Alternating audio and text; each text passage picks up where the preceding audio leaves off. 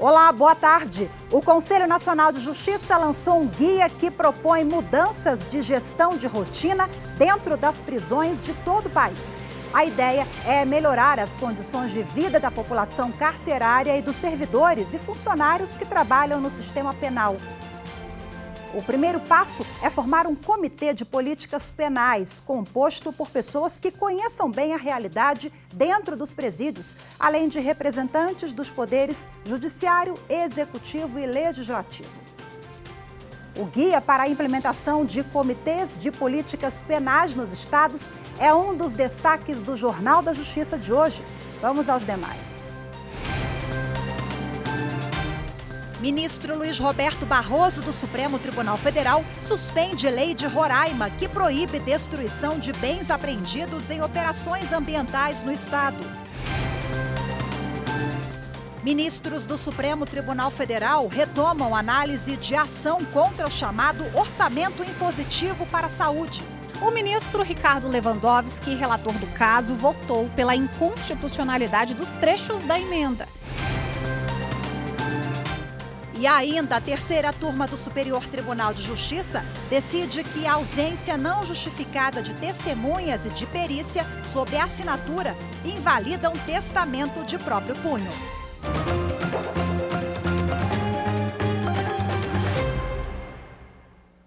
O ministro Luiz Roberto Barroso, do Supremo Tribunal Federal, suspendeu lei do estado de Roraima que proíbe órgãos ambientais de fiscalização e a Polícia Militar de destruírem e inutilizarem bens particulares apreendidos em operações ambientais no estado.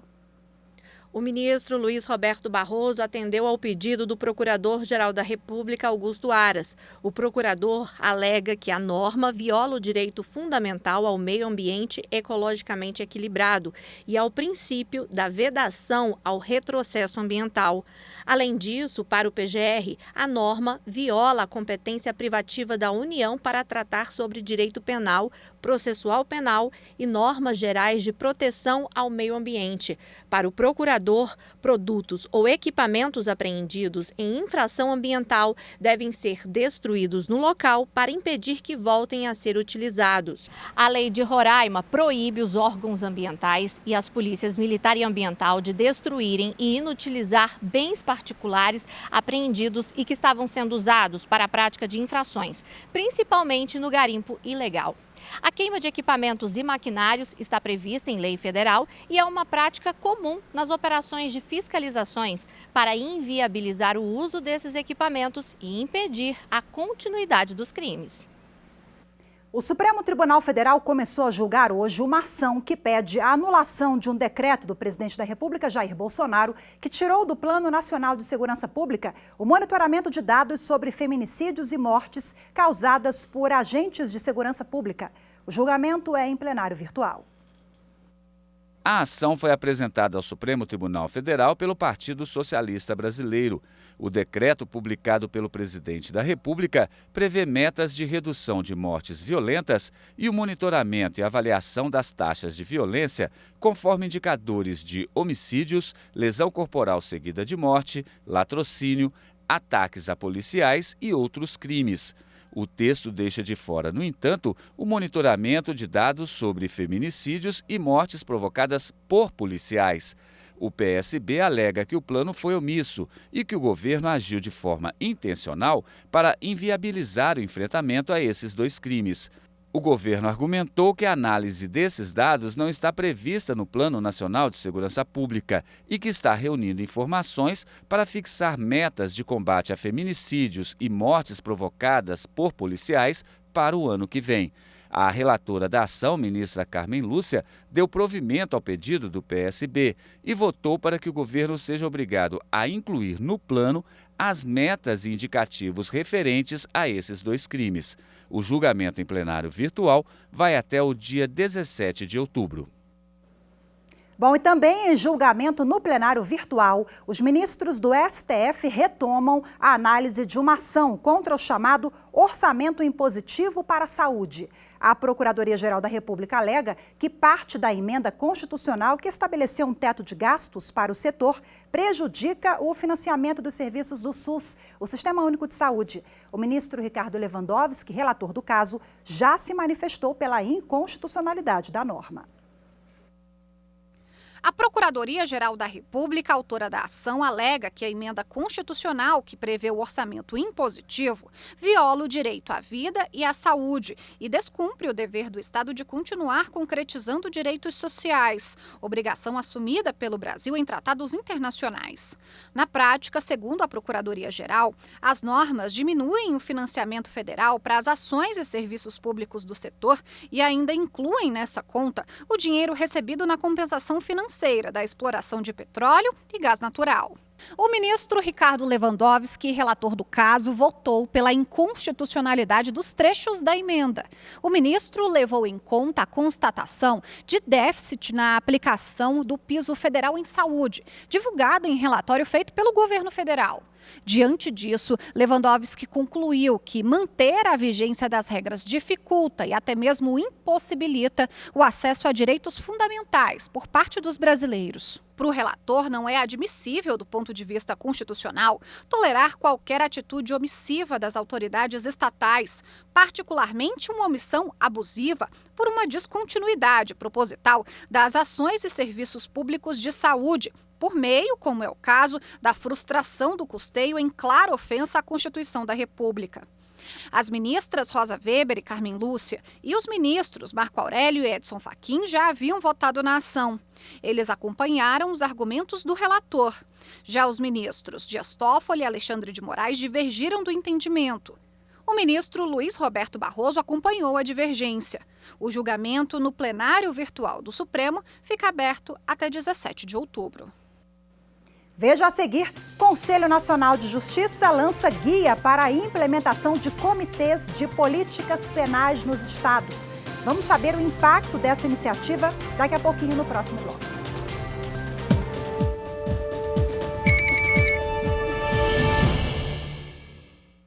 Todo mundo tem muitas dúvidas em relação à utilização das urnas eletrônicas, em relação à sua confiabilidade, lisura e imparcialidade nas eleições. É importante que se saiba de antemão que o eleitor hoje ele pode procurar o TSE e perguntar sobre essa segurança digital da urna eletrônica e ser esclarecido disso, assim como os outros órgãos são, a OAB, o Ministério Público e os partidos e coligações que volta e meia pedem esses testes, que esses testes sejam realizados de maneira pública.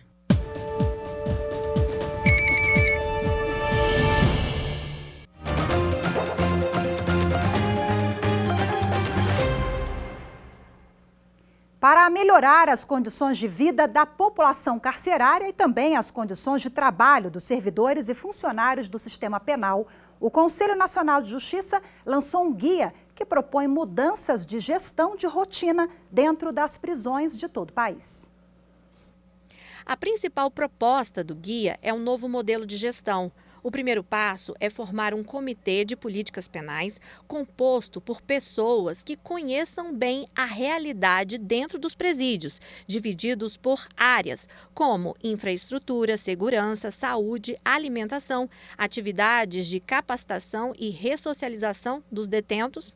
Também é importante ter representantes dos poderes judiciário, executivo e legislativo.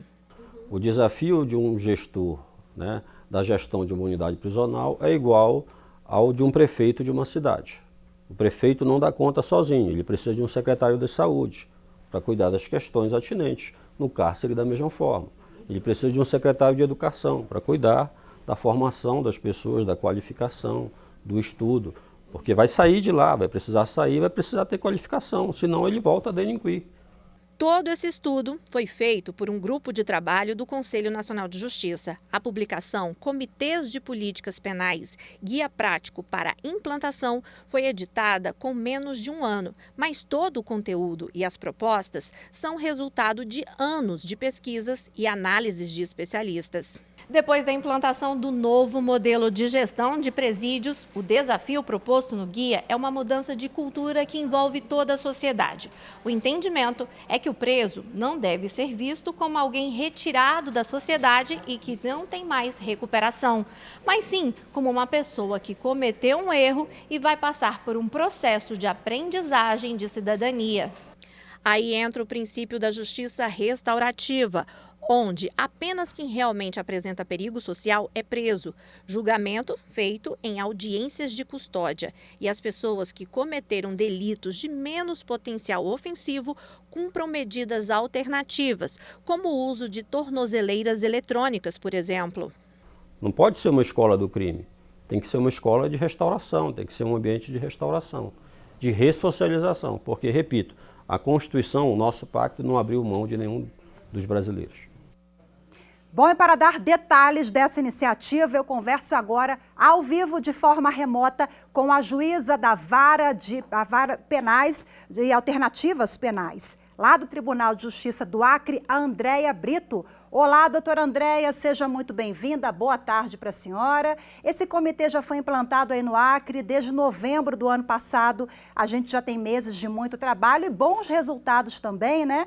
Queria que a senhora elencasse para a gente de que forma essas medidas do CNJ estão contribuindo para conter os gargalos aí da região. Perfeito, muito obrigada, boa tarde. Nós sabemos que o Brasil ele conta com grandes desafios no campo do sistema criminal. Superpopulação carcerária, quadro de violações massivas nos espaços prisionais, baixa reinserção social de pessoas egressas, fragilidades nas políticas de alternativas penais. Aqui no Acre não é diferente, né? Nós temos a presença de organizações criminosas, conflitos gerados pela competição de rotas e locais de domínio do tráfico, né, tem gerado ao longo dos anos impactos sociais de grandes proporções. Somos tríplice fronteira, temos quase 150 mil quilômetros de área em fronteira. Dos nossos 22 municípios, 16 estão na faixa de fronteira. Todas essas questões, elas precisam ser pensadas dentro de um ciclo penal, que necessita de profundas transformações, que possam induzir políticas públicas de proporcionalidade, garantia de direito, inclusão social, cidadania para as pessoas privadas de liberdade e agressas, né? Nós sabemos também que os fatores sociais da criminalidade pouco têm sido compreendido, né? O que tem gerado um aumento dessa população carcerária, pautada no racismo estrutural, um perfil de pessoas vulneráveis que precisam de acesso e garantias de direitos. Aqui, pelo nosso Poder Judiciário, em observância aos preceitos do programa Fazendo Justiça, foi lançado o Comitê de Políticas Penais em novembro de 2021, por ato da nossa presidente, né, com o intuito, então, de otimizar a articulação e integração entre o Poder Judiciário e outras instituições que atuam no sistema de justiça. Nosso comitê, ele dá os primeiros passos, sendo estruturado em 6 grupos de trabalho voltados ao fortalecimento de políticas de saúde, cidadania, enfrentamento ao racismo, populações vulneráveis, prevenção à tortura e proporcionalidade. Além da reunião, a primeira que foi feita, né, de sensibilização, houve a indicação já dos integrantes para cada um desses GTs pelas instituições envolvidas. Uhum. O primeiro passo agora é a apresentação aos membros do comitê e aos integrantes desses 6 GTs do relatório de inspeção realizado pelo GMF, né, nosso grupo de monitoração e fiscalização do sistema prisional. Também esse relatório, ele traz as informações atualizadas sobre como estão os serviços da monitoração eletrônica, os serviços das alternativas penais, SIAP, né, em todo o estado durante o ano de 2022. Com a apresentação, iremos realizar as reuniões para estabelecer o plano de trabalho que cada GT precisa alcançar, tendo como norte esse cenário de realidade que foi levantado pela inspeção do GMF. Doutora Andréia, a senhora fala da inspeção, né? Conta para a gente o que foi verificado aí, quais as constatações e o que chamou mais atenção do grupo, onde vocês precisam melhorar, qual é o ponto sensível? São vários, né? Apesar dos esforços, nós estamos, né, trabalhando em conjunto. Esse trabalho, esse desafio, ele não pode ser pensado como desafio de uma única instituição, né, do Poder Judiciário. É um desafio que precisa ser abraçado pelo executivo estadual, executivo municipal, pela Assembleia legislativa de cada estado, pelos órgãos do terceiro setor, pela própria sociedade, né? Eu acho que um destaque que foi importante nessa metodologia de construir o relatório foram as matérias, né? Ao longo das inspeções, ela foi feita em todo o estado do Acre, nós fomos produzindo, através do nosso veículo de comunicação do judiciário, matérias que possam ser ofertadas à nossa sociedade para que elas compreendam, a sociedade, os atores do sistema de justiça possam compreender para onde estamos encaminhando as pessoas privadas de liberdade quando decidimos por uma prisão preventiva. Doutora Andréia, e nós acreditamos... Perdão pela interrupção, mas a gente já está terminando o tempo. Hoje a gente tem a retomada do horário eleitoral. Eu não posso finalizar sem antes dar os bons resultados. Eu queria que a gente acelerasse um pouquinho e já falasse dos resultados valiosos, rapidinho para a gente finalizar, por favor. Em 3 anos, né, de desenvolvimento de trabalho do nosso GMF, do nosso Poder Judiciário e dessas articulações, o Acre reduziu a sua superpopulação carcerária em quase 12%, né? Também no socioeducativo, onde nós temos jovens privados de liberdades, nós reduzimos mais de 70%. Em 2019, nós tínhamos mais de 600 adolescentes privados de liberdade e hoje nós temos 172. Em 2019, nós tínhamos 6.356 pessoas adultas privadas de liberdade e hoje nós contamos com 5.622. O planejamento estratégico do nosso Poder Judiciário tinha assumido um compromisso de reduzir até 10% num período de 6 anos, né? Era o planejamento de sexênio. Em menos de 3 anos, nós estamos aí atingindo quase 12%. Que coisa boa! Parabéns a toda a equipe. Desse trabalho de orientação do Programa Fazendo Justiça e nas 27 ações que foram lançadas como desafio. Quer dizer, perfeito. Em 6 anos, então, vocês vão dobrar, triplicar a meta, né? Assim seja. Parabéns a toda a equipe. Bom trabalho para vocês, doutora Andréia. Desculpa a falta de tempo e a correria. Muito obrigada pela participação da senhora, viu? Boa tarde. Imagina. Nós que agradecemos. Muito obrigada. Tchau, tchau. Veja a seguir no próximo bloco, o Tribunal Superior Eleitoral rejeita recurso de uma transportadora que havia sido condenada por ofensas racistas de um supervisor contra um funcionário subordinado a ele. Os detalhes daqui a pouquinho, voltamos já.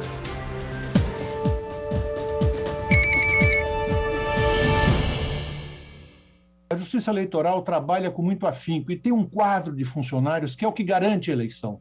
Não são os juízes, os que passam temporários, que passam por lá em todas as esferas. São os funcionários da Justiça Eleitoral que, com amor e muita dedicação, exercem as suas funções e garantem um pleito seguro, honesto, correto e, principalmente, rapidamente apurado.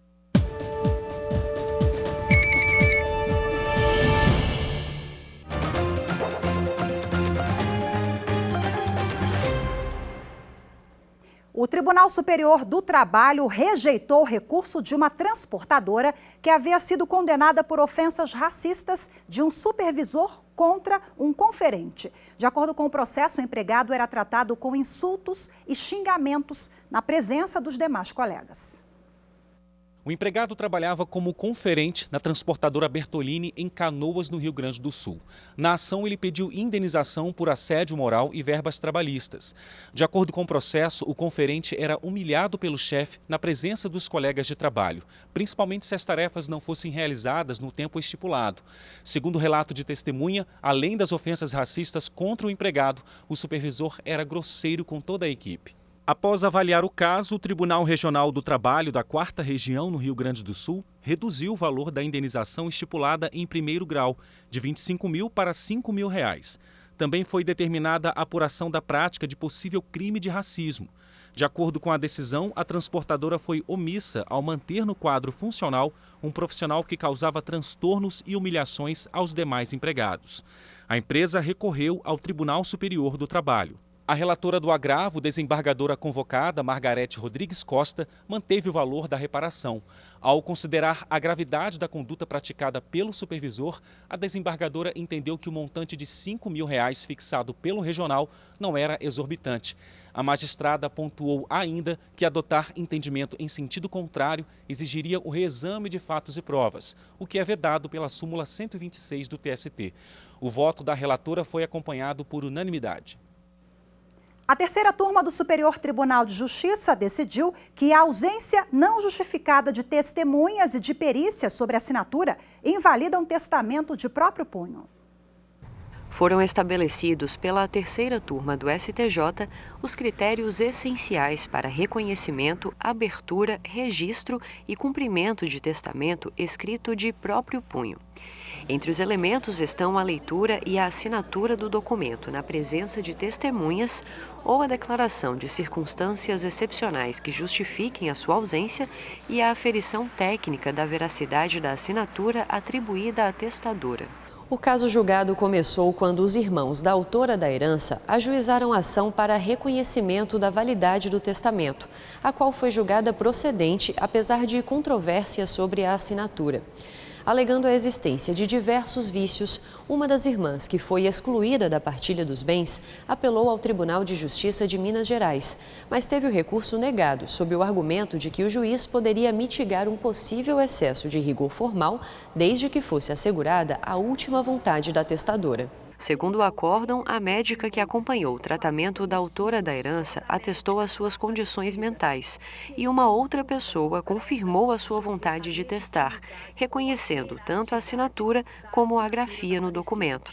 Mas a relatora do recurso, ministra Nancy Andrighi, destacou que o documento teria sido escrito de próprio punho pela autora da herança sem a leitura perante testemunhas, desobedecendo o que prevê o Código Civil, e ponderou também que não foi utilizado o instrumento alternativo para suprir a falta de testemunhas. Ao dar provimento ao recurso especial da irmã excluída da herança, a ministra ressaltou ainda que não houve apuração adequada sobre a veracidade da assinatura, o que seria imprescindível mediante produção de prova pericial. No Mato Grosso, a Justiça realiza o primeiro encontro sobre os meios autocompositivos. Diversos profissionais que atuam na área do direito discutem os meios de solução de conflitos por meio do diálogo, como a conciliação e a mediação. Veja como foi o primeiro dia do evento. O Tribunal de Justiça de Mato Grosso, através do NUPEMEC, o Núcleo Permanente de Métodos Consensuais e Solução de Conflitos, realiza nesta quinta e sexta-feiras o primeiro encontro integrado do Sistema de Justiça sobre meios autocompositivos de resolução de conflitos. O evento envolve, além do Poder Judiciário, também o Ministério Público e Defensoria Pública, OAB, Tribunal de Contas, Procuradoria Jurídica do Estado, acadêmicos de direito de diversas universidades. Quando você fala em soluções de conflitos, você pode pensar que automaticamente estará solucionando não só, mas vários processos e recursos. E o mais importante, quando a parte participa desse meio consensual, vai sair acordo em que todos realmente contribuíram para isso dentro da capacidade de cumprimento ou pagamento por parte do próprio devedor ou aquele que deve cumprir com a obrigação.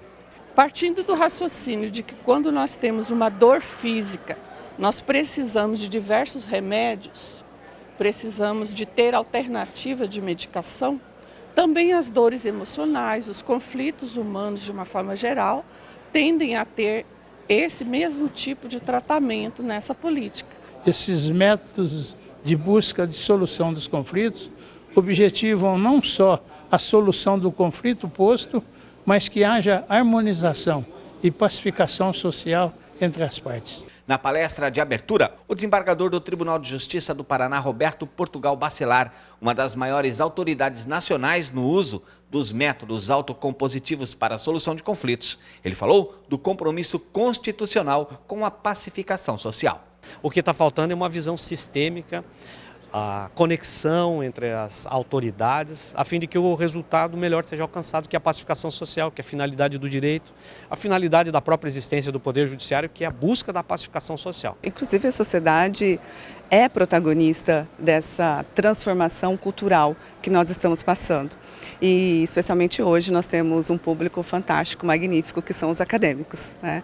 São as pessoas, os nossos amigos, colegas que estão entrando neste mundo jurídico complexo do sistema de justiça e já iniciar com essa ideia de que o diálogo construtivo também é um caminho adequado para a resolução dos conflitos, muda todo o contexto social.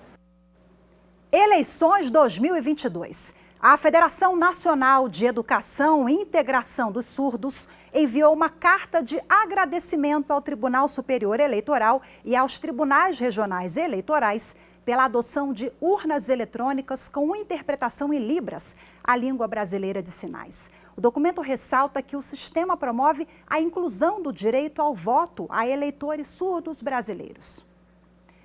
A carta, encaminhada ao presidente do TSE, ministro Alexandre de Moraes, manifesta satisfação com o novo recurso implementado nas urnas. Em vídeo exibido na tela do aparelho, a intérprete de Libras indica a eleitoras e eleitores qual cargo está em votação. E com mais esse exemplo de cidadania, acessibilidade, nós terminamos o Jornal da Justiça por aqui. Muito obrigada pela sua companhia. Uma ótima tarde, excelente fim de semana e até segunda-feira. Tchau, tchau.